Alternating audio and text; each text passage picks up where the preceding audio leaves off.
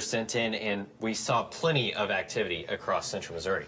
Absolutely. We saw lots of trees down, some roofs their roofs were damaged in the storms. We saw a lot of power lines down.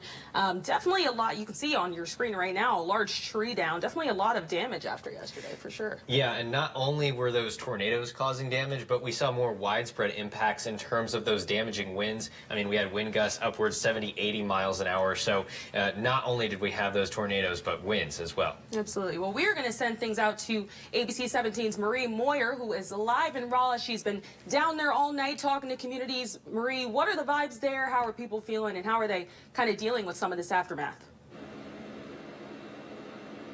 Nia, I'm live from Planet Fitness down in Rolla, and behind me, it might be a little hard to see just because it's dark, there's a car here, and right above it is actually the awning slash, I guess, facade of Planet Fitness, completely coming down on the front of the car, crushing it. Behind it is also a truck, where the truck bed is also completely crushed by the facade of the building. Now, earlier today when I was in this parking lot, I also saw a handful of cars just coming in and around, honestly consistently for about an hour or so, and probably throughout the day, of people just coming in, checking out the wreckage, because it really is that astonishing.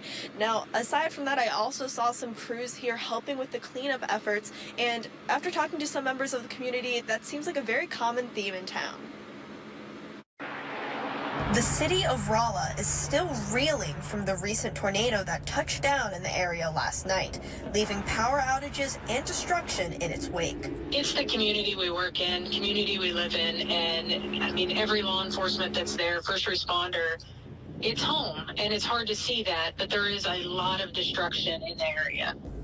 After an initial check-in with the hardest hit areas, first responders spread out through a grid system to check on other residential areas. Currently, crews are focusing on getting the power line utilities up and running. The local community has also gathered to help with cleanup efforts, with some people reportedly grabbing their own gloves and chainsaws to cut through down trees on the road, while businesses like Coffee Smiths have been delivering a hot drink to first responders clearing the area. Before we even closed to the public, we immediately started making just as much coffee as we possibly could and sending it out. It's what we have. I have my kids with me. I don't have an opportunity to grab a chainsaw and start fixing, the trees that are falling across the street. While first responders say they greatly appreciate the help, they're asking people to avoid further cleanup until power is restored for their own safety. It's a huge danger when those utility lines are in the roadway and you really can't get around them. Just this morning, fire crews were able to control around 600 acres of fires that were caused by the tornado. Reporting live in Rolla, Marie Moyer, ABC 17 News. Marie, thank you. Glad to hear the community is coming together after this event.